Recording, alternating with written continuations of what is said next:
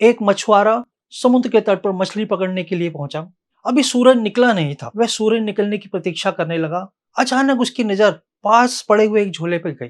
उसने झोले को देखा तो उसमें साधारण कंकड़ पत्थर थे। उसने एक पत्थर निकाला और समुद्र में फेंका और उसकी छपाक की आवाज से प्रसन्न होने लगा। धीरे धीरे करके वो सभी पत्थर फेंकता गया और प्रसन्न होता रहा। आखिरी पत्थर वो फेंकने ही लगा था तो अचानक सूरज की पहली किरण उस पत्थर पर पड़ी।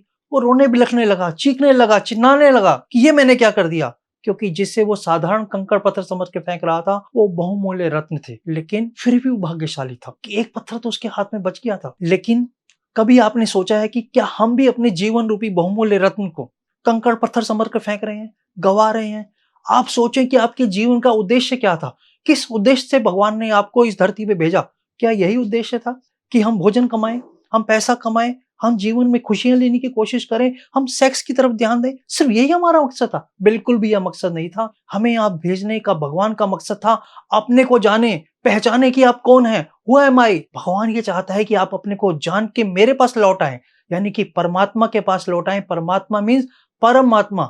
हम परमात्मा में यदि विलीन हो जाएंगे, जहां से हमारा जन्म हुआ, तो वही हमारा मोक्ष भी होगा।